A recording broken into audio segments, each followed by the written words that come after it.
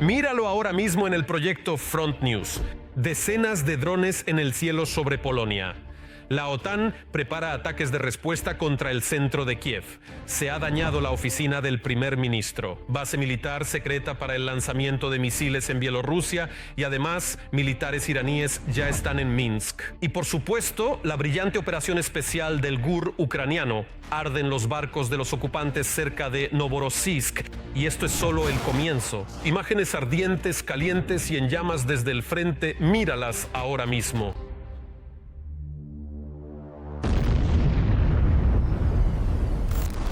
Saludos, con ustedes Vladimir Timoshenko y comenzamos de inmediato con el tema principal de la semana. Un enjambre de drones rusos en el cielo sobre Polonia. Varias decenas de vehículos aéreos de combate no tripulados violaron el espacio aéreo de un país de la OTAN, aunque solo por unos segundos, lo que provocó destrucción. ¿Cómo respondió o responderá la OTAN y habrá una gran guerra entre Rusia y la alianza? Veamos. Dios mío. Este es el comienzo de la Tercera Guerra Mundial. La OTAN nunca había experimentado un ataque así o es solo una provocación habitual. Las reacciones de la OTAN ante la incursión de drones rusos en territorio polaco en la noche del 10 de septiembre varían radicalmente. Sin embargo, el hecho sigue siendo un hecho. Por primera vez, la Federación Rusa atacó abiertamente a un país de la Alianza del Atlántico Norte con drones de ataque.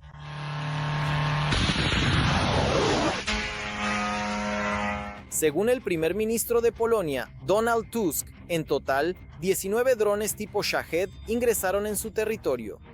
Preliminarmente, solo lograron derribar 4 de ellos. El resto probablemente fue neutralizado por medios rusos. Al mismo tiempo, se sabe que uno de los drones logró recorrer unos 300 kilómetros por territorio polaco. Sin embargo, en el informe oficial, todos los objetivos fueron destruidos. Y eso gracias a los esfuerzos de la aviación de casi todo el flanco oriental de la OTAN, incluido un avión de reconocimiento por radar. La parte polaca afirma que derribó todo y para ello incluso se desplegaron aviones cisterna, por ejemplo, desde la base aérea de Itare, para reabastecer a los cazas que se encontraban en el espacio aéreo polaco y que participaron en la defensa contra el ataque de drones. Al mismo tiempo, la incursión no pasó desapercibida para los civiles. Los restos del dron derribado destruyeron una casa. También se registraron caídas de drones en la calle. Además, miles de personas no pudieron salir de los aeropuertos polacos. Se suspendieron las operaciones en 4 aeropuertos, es decir, el principal centro en Varsovia, el aeropuerto de Chopin, así como Varsovia-Modlin, que también se vio afectado, Rzeszów-Jasionka, el aeropuerto más cercano a Ucrania, y Lublin. Bueno, lo que es más impactante que el hecho del ataque a la OTAN es la reacción que siguió por parte de los miembros de la alianza hacia la propia Polonia. Entonces, en el país que esencialmente se convirtió en el objetivo de un ataque con 2 docenas de drones, esta incursión fue calificada de provocación, citando la falta de víctimas. Lo más probable es que estemos ante una provocación a gran escala, pero al mismo tiempo estamos consultando con nuestros aliados y estoy en contacto constante con el secretario general de la OTAN. Es la primera vez que drones rusos son derribados sobre el territorio de un país de la OTAN, y por eso todos nuestros aliados se toman esta situación muy en serio. No hemos registrado ninguna víctima, por supuesto. La búsqueda de los drones derribados continúa. La dirección de la OTAN también expresó una profunda preocupación. El secretario general de la alianza, Mark Rutte, declaró: "La Alianza del Atlántico Norte defenderá cada centímetro de su territorio. Sin embargo, la evaluación completa del incidente continúa". En Estados Unidos, con quienes las consultas comenzaron inmediatamente después de que los drones cruzaran la frontera, por ahora han decidido guardar silencio públicamente. Señor presidente, ¿qué opina sobre los drones rusos que ingresaron al territorio de Polonia? Pero Bielorrusia no se quedó callada. A pesar de que la mayoría de los drones que llegaron a Polonia vinieron precisamente de allí, el ministro de Defensa local declaró con total desparpajo que si no fuera por nosotros, Varsovia ni siquiera habría tenido tiempo de reaccionar. Así que deberían darnos las gracias por haberles advertido. A través de los canales de interacción disponibles desde las 23 horas del 9 de septiembre hasta las 4 de la mañana del 10 de septiembre, nuestras fuerzas y medios de guardia intercambiaron información sobre la situación aérea por radar con las fuerzas y medios de guardia de Polonia y la República de Lituania, advirtiéndoles así sobre la aproximación de aeronaves desconocidas a los territorios de sus países. Esto permitió a la parte polaca reaccionar de manera operativa ante las acciones de los drones, desplegando en el aire a sus fuerzas de guardia. Sin embargo, surge la pregunta principal: ¿qué fue todo esto en realidad? Según los analistas, con este ataque la Federación Rusa intentó lograr varios objetivos a la vez. En primer lugar, mostrarle a Europa qué es la guerra y que está mucho más cerca de lo que allí piensan. En segundo lugar, comprobar cómo reaccionaría la OTAN ante una posible incursión, especialmente en la zona del corredor de Suwałki. En consecuencia, en este caso, se trata de medir la posible reacción y evaluarla desde el punto de vista militar hasta el final, es decir, cómo actúan los adversarios. Más aún considerando que en Bielorrusia están comenzando los ejercicios Zapad 2025 y además hay tropas rusas y la Federación Rusa, entre otras cosas, tiene, por así decirlo, acceso a los datos de las capacidades bielorrusas. Asimismo, el ataque con drones contra Polonia debería motivar a Europa a no defender tan activamente los intereses de Ucrania en las próximas negociaciones. De hecho, son precisamente los europeos quienes hoy se oponen a que Estados Unidos y Rusia impongan a la Kiev oficial la idea de concesiones incondicionales. Además, los analistas consideran que, si el plan no funciona, podrían intentarlo de nuevo.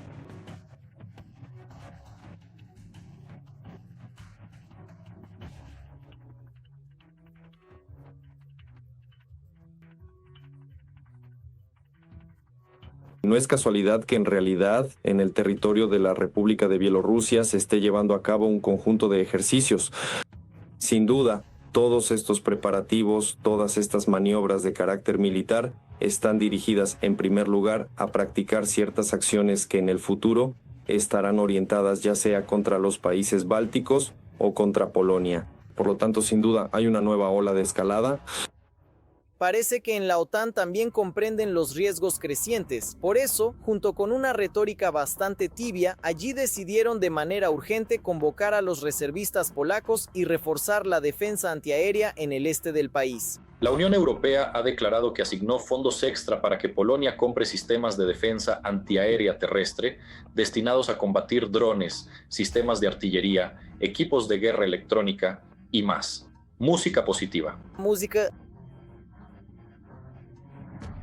Si no se detiene al agresor, la escalada continuará aumentando. Por lo tanto, es necesario aumentar la presión sobre Moscú. El presidente Zelensky también prometió ayudar a Polonia, si fuera necesario, a organizar un sistema de alerta pública y compartir métodos efectivos para combatir los drones y misiles rusos. Ucrania, Polonia. Parece que esto es solo el comienzo. El Kremlin ya se prepara abiertamente para la guerra contra Finlandia. Un tal jefe del Comité de Defensa de la Federación Rusa, Andrei Kartapolov, declara que en Finlandia, cito, más rápido que en Ucrania, se está convirtiendo en un semillero de fascismo. En la Duma estatal advierten que la política irresponsable de Helsinki puede llevar a un conflicto con Rusia y que supuestamente esto será responsabilidad de las autoridades finlandesas. Esto ya lo hemos escuchado en algún lugar antes. Los detalles en el reportaje. Nuevas amenazas y acusaciones. El dictador ruso se prepara para otra guerra más. Rusia siempre ha logrado resultados y siempre ha salido victoriosa de todas las pruebas más difíciles. Bueno, no siempre, para ser exactos, así que ahora no recordaremos los logros del gran ejército ruso. En los últimos días, los sirvientes de Putin han hecho declaraciones sobre una posible guerra. El expresidente alcohólico Dmitry Medvedev decidió que Finlandia se está preparando para atacar a Rusia. Tras unirse a la OTAN bajo el pretexto de defensa, Helsinki sigue un rumbo de confrontación y se prepara para la guerra con Rusia. Parece que están preparando una base para atacar a Nask. Es más, según su versión, Rusia supuestamente tiene derecho legal a recibir reparaciones de Finlandia por la Segunda Guerra Mundial. Dicen que en su momento pagaron demasiado poco gracias a la buena voluntad de los rusos. Otra sarta de disparates del alcohólico del Kremlin, Medvedev, quien disfruta de reinterpretar la historia, como de hecho hace Rusia reescribiéndola. Si hablamos específicamente de reparaciones entre la Rusia soviética y Finlandia, después de la Segunda Guerra Mundial se llevaron a cabo repetidas consultas, en el marco de las cuales surgió el término finlandización, donde la Unión Soviética no exigía a Finlandia ninguna concesión territorial ni reparaciones, y a cambio recibía la promesa de no ingresar en la OTAN. Pero es evidente que la situación ha cambiado con el paso del tiempo. Tras el alcohólico Medvedev, con declaraciones agresivas, intervino el presidente del Comité de Defensa de la Duma Estatal, Andrei Kartapolov. Según él, las acciones de Helsinki supuestamente son extremadamente irresponsables y el liderazgo del país está convirtiendo a Finlandia en un semillero de fascismo. Finlandia lleva a cabo una correcta e irresponsable dirección política.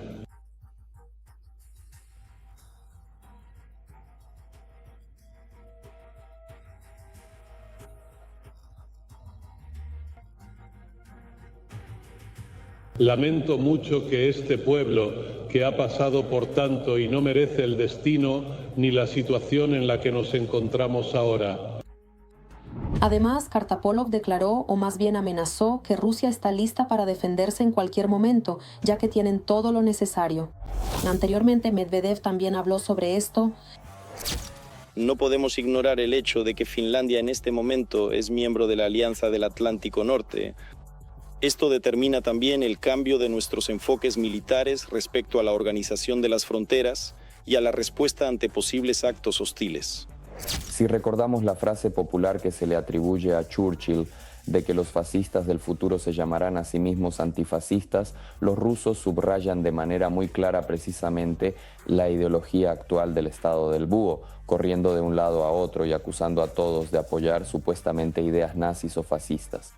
Por supuesto, estas acusaciones no se basan en ningún hecho concreto, pero esta agresión psicológica híbrida contra Finlandia, Polonia y los países bálticos es otra confirmación de los planes a largo plazo de la Federación Rusa.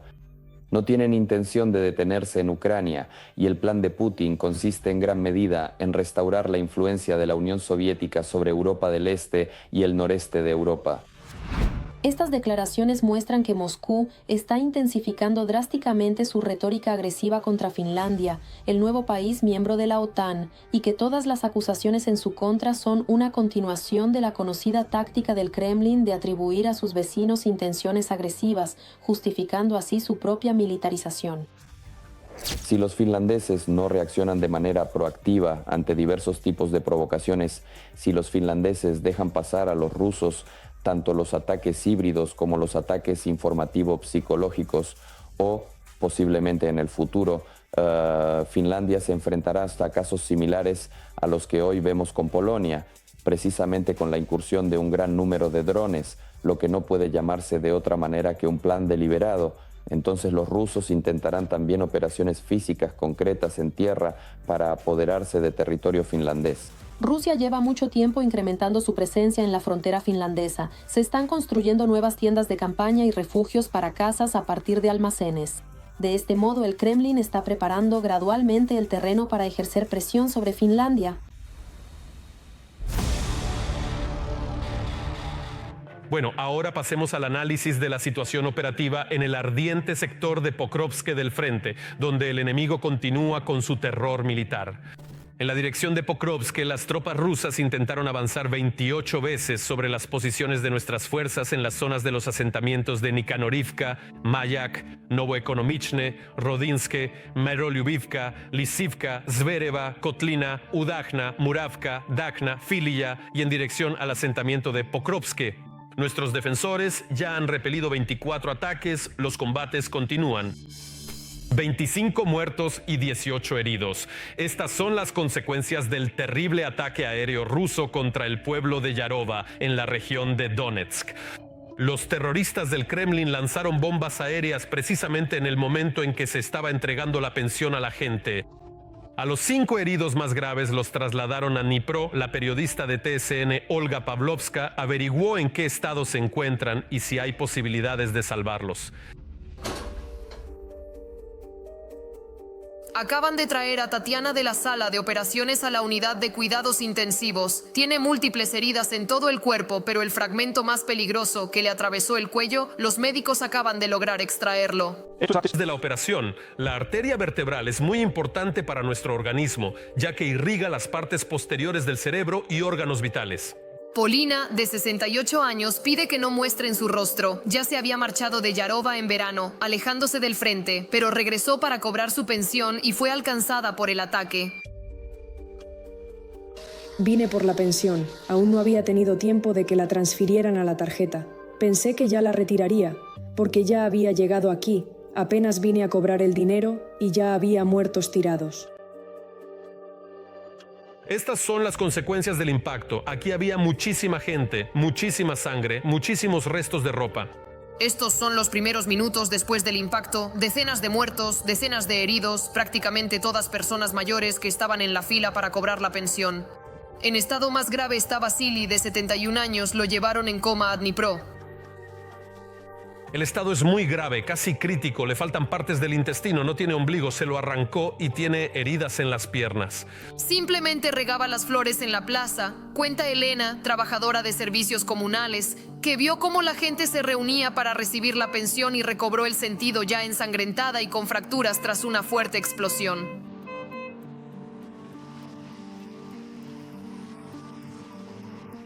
Me lanzó la onda expansiva como si hubiera volado debajo de un banco.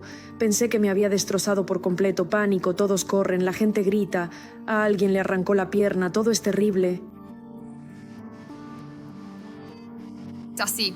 Los médicos ya están preparando una serie de operaciones complejas. Esperan poder extraer con éxito el fragmento que atravesó la columna lumbar de Valentina. Si logramos extraer el fragmento y la herida sana sin inflamación, tiene todas las posibilidades de finalmente volver a caminar. En cuanto a Alina, los médicos intentan salvarle el brazo. El fragmento entró en el tercio medio del brazo, recorrió el hueso, lo rompió y se quedó allí.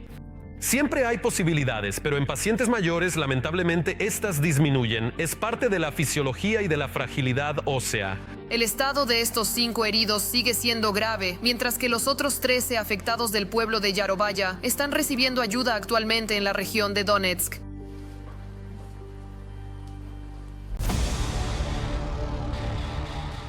Y ahora nos trasladamos al sector de Novopavlovka en el frente. La sangrienta orgía del ejército enemigo continúa también aquí. En el sector de Novopavlovka, los defensores ucranianos repelieron 9 ataques enemigos cerca de las localidades de Ivanivka, Filia, Zelenihai, Tolstoy, Malivka, Komishuvaka, Olhovskaya, Poltavka y en dirección a Novoivanovka. Otros 5 ataques enemigos continúan. El ataque aéreo más masivo de Rusia contra Ucrania en toda la guerra, durante el cual se golpeó la sede del gabinete de ministros, es una señal de que la autoconfianza del dictador ruso Putin está creciendo. El Kremlin ni siquiera intenta aparentar que está interesado en un acuerdo de paz. De esto mismo escribe la prensa occidental. Y por cierto, a los diplomáticos extranjeros se les mostraron las consecuencias del ataque ruso al edificio del gabinete de ministros. El equipo de grabación de nuestros colegas del servicio de noticias televisivo también visitó el lugar del impacto. A continuación, un reportaje exclusivo para su atención.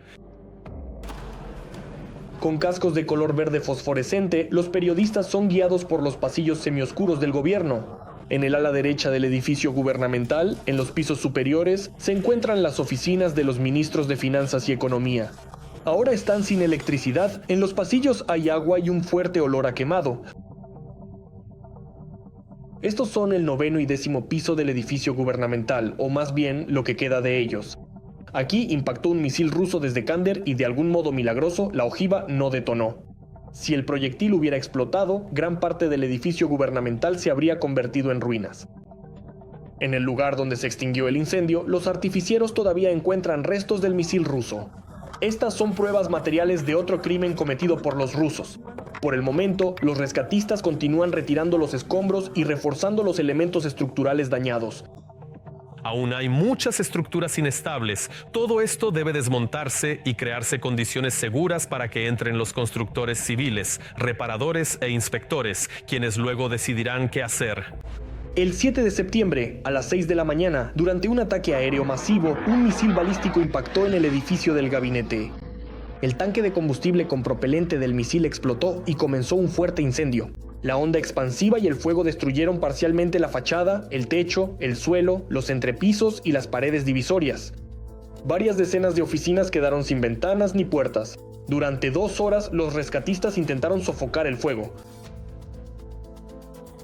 La extinción. El incendio se complicaba porque había muchas estructuras de madera en los elementos de la construcción. Las llamas se propagaban muy rápidamente. La carga de incendio era alta desde el inicio. Era la 7ª ubicación en Kiev, con unidades del Servicio Estatal de Emergencias ya en 6 sitios, por lo que el refuerzo de recursos se hacía escalonado. 2 pisos más abajo del epicentro del impacto se encuentran las salas para las reuniones gubernamentales del gabinete del primer ministro. Sufrieron daños parciales. Yulia Sviridenko ese mismo día publicó fotos de los locales destruidos y aseguró que el terror ruso no detendrá el trabajo del gobierno. Las consecuencias del impacto del misil ruso fueron vistas con sus propios ojos por los jefes de las misiones diplomáticas acreditadas en Ucrania. A ellos les mostraron no solo las destrucciones, que son un testimonio directo de la falta de voluntad de Rusia para acercarse a la paz. Y la primera ministra ucraniana declaró que esto es una burla descarada del agresor hacia los esfuerzos diplomáticos del mundo civilizado.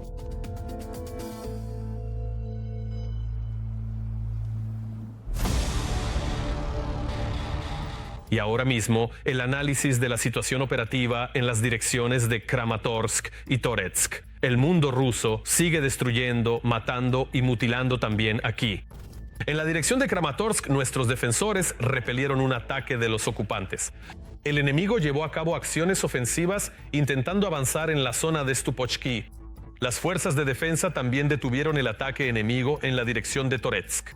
El invasor intentó avanzar en la zona del asentamiento de Poltavka. Un brillante ataque de las Fuerzas Armadas de Ucrania en la guarida del enemigo. Las fuerzas especiales de la GUR alcanzaron un barco de los ocupantes cerca de Novorossiysk. Como resultado, ese mismo barco ha quedado fuera de servicio. Pronto les mostraremos esas imágenes. Además, los países europeos están cerrando uno tras otro su espacio aéreo en las fronteras con Rusia y Bielorrusia. Después de Polonia, Letonia también tomó esa medida. Varsovia, por cierto, está cerrando completamente la frontera con Bielorrusia. Lukashenko, sin embargo, no se calma. En Bielorrusia está construyendo una base militar secreta del tamaño de 280 campos de fútbol. Precisamente desde allí, Minsk estará listo para lanzar el Oreshnik de Putin. Aquí están los detalles. Un golpe aniquiló a los ocupantes. Inteligencia ucraniana destruyó un barco de la flota del Mar Negro de Rusia cerca de Novorossiysk. Las Fuerzas Armadas de Ucrania dañaron un barco ruso de 2015 que vale $60 millones. Rusia tiene 4 de estos buques y ahora quedan 3. Agentes del movimiento AT atacaron una fábrica de defensa antiaérea en Tula y destruyeron una torre de comunicaciones. Mientras tanto, en Bielorrusia están construyendo una base militar secreta. Las obras de construcción en el sur del país están en apogeo. La superficie equivale a unos 280 campos de fútbol. Los medios rusos informan que posiblemente aquí se instalará el complejo de misiles ruso Oreshnik. La aparición de esta información puede interpretarse como parte de operaciones informativas y ecológicas. Lo que sí está confirmado es que, efectivamente, en el territorio de la República de Bielorrusia se ha modernizado una base militar cerca de Asipovichi, donde está desplegada la 465 Brigada de Misiles. Cabe señalar que allí realmente se construyeron 3 nuevos hangares en los que se encuentran los complejos Iskander-M. Y mientras Lukashenko cumple en secreto las órdenes de Putin, Polonia cierra completamente las fronteras con Bielorrusia del 11 al 12 de septiembre, incluidas las conexiones ferroviarias. Oficialmente, el país tomó esta medida debido a los ejercicios militares ruso-bielorrusos que comienzan el viernes. Pero en realidad, la razón, por supuesto, son esos mismos drones que volaron hacia Polonia, incluso desde el territorio de Bielorrusia. Según la información sobre estos ejercicios militares, se prevé la realización del llamado Corredor de Suwałki, es decir, una invasión desde el territorio de la República de Bielorrusia con el objetivo de crear un corredor terrestre que conecte la República de Bielorrusia con el enclave ruso de la región de Kaliningrado. Por eso, esta acción preventiva por parte de Polonia es una respuesta a posibles provocaciones por parte de la Federación Rusa. Y sí, en Polonia siguen contando los drones del Kremlin. Recordemos que en el país se hallaron restos de unos 15 drones rusos. Uno de los drones cayó en una base militar. Además, los drones Gerand de Putin tienen tanques de combustible adicionales, lo que permitió a estos UAV recorrer más de 700 kilómetros. Es importante señalar que los drones que entraron en Polonia no volaban a cualquier lugar, sino hacia la base de la OTAN en Rzeszów. Es interesante preguntarse si, después de esto, la alianza seguirá mostrándose preocupada mucho tiempo. En cuanto a los tanques adicionales, no descarto que esto sea precisamente un elemento de una provocación planificada por parte de Rusia. Las características técnico-tácticas del Gerand indican un alcance de hasta 450 kilómetros. La versión principal que está promoviendo ahora la parte rusa es que los Gerand fueron interferidos por medios de guerra electrónica de la defensa antiaérea de Ucrania, cambiaron su rumbo y en consecuencia, tras desviarse, violaron el espacio aéreo de Polonia. Vuelvo a subrayar que la mayoría de los Gerand fueron lanzados directamente desde el territorio de la República de Bielorrusia. El canciller de Alemania dijo que el incidente con drones mostró la necesidad de reformar la defensa antiaérea de la alianza en Europa. En el momento de contrarrestar los UAV se desplegaron F-35 y en consecuencia se utilizaron misiles para destruir los Gerand, que cuestan $10.000, mientras que los misiles cuestan alrededor de $1,5 millones. Esto, en consecuencia, evidencia la falta de preparación de la OTAN para repeler ataques a gran escala, ya sea por parte de la Federación Rusa o de las repúblicas desde el territorio bielorruso, utilizando medios aerodinámicos de ataque.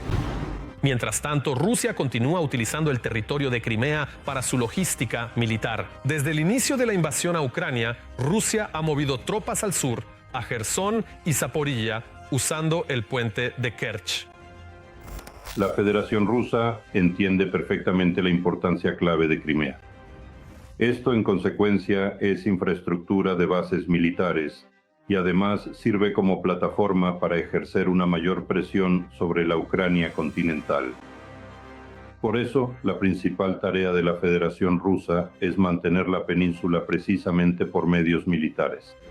Y para combatir a los ocupantes, el Reino Unido y Ucrania están lanzando la producción local de drones interceptores, que serán eficaces para destruir los Shaheds rusos y otros drones de ataque.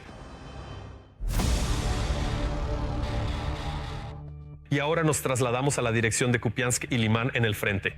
Sí, esos son objetivos sagrados para Putin y toda su camarilla. En consecuencia, aquí la situación también está al límite. En la dirección de Kupiansk continúan 2 enfrentamientos armados. Desde el comienzo del día, el enemigo ha avanzado 4 veces hacia las posiciones de nuestros defensores en las zonas de Kupiansk, Petropavlivka, Nova Krugliakivka y en dirección a Kurilivka. En la dirección de Limán, hoy se produjeron 10 enfrentamientos armados, 4 de los cuales continúan hasta ahora. El enemigo atacó en las zonas de los asentamientos de Shandri, Holova y Drobisheve. Su trabajo impresiona.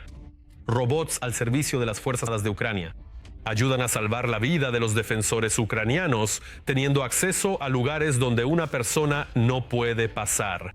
Cuidando la vida y la salud del personal, el mando del ejército ucraniano está implementando cada vez más activamente vehículos terrestres no tripulados en el frente.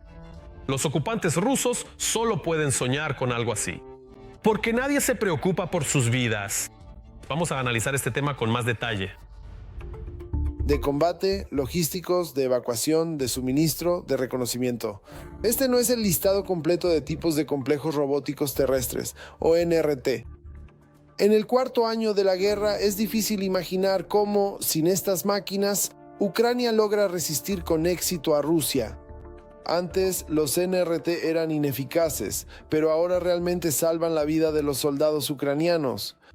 Se puede luchar mucho tiempo y de diferentes maneras, pero la vida es frágil e increíblemente valiosa. Para no pagar un precio tan alto en la guerra contra el enemigo, intentamos usar drones. Es más barato que combatir con personas. El objetivo principal del uso de los NRT es preservar la vida humana. Ahora, en la línea del frente, moverse por la zona gris para la infantería es casi un suicidio seguro, ya que es territorio de drones FPV, que pueden esperar a su objetivo incluso durante días en modo de reposo. Los NRT se desempeñan excelentemente en la entrega de municiones y provisiones. Las tareas se realizan logísticamente con operaciones de vacío, esto es, el suministro de provisiones. Trabajamos en la posición de suministro, evacuamos a los heridos graves. Con la ayuda de estos robots salvamos la vida de los soldados. Incluso si hay una explosión en una mina, solo perdemos metal, no una persona. Se desempeñan muy bien en el trabajo, al 100%. Uno de los ejemplos de NRK logístico, el RISE, puede transportar hasta 200 kilogramos de carga, por ejemplo, evacuar a 2 heridos. Funciona a una distancia de 20 kilómetros, es decir, puede recoger o entregar carga a 10 kilómetros de distancia y regresar al operador. Este dron terrestre es capaz de realizar acciones increíbles y trabaja en conjunto con un dron aéreo que actúa como los ojos del RIS. Explotó sobre una mina y perdió 3 ruedas. Con una sola rueda llevó provisiones a la posición sin problemas, es decir, demostró su eficacia en este trabajo.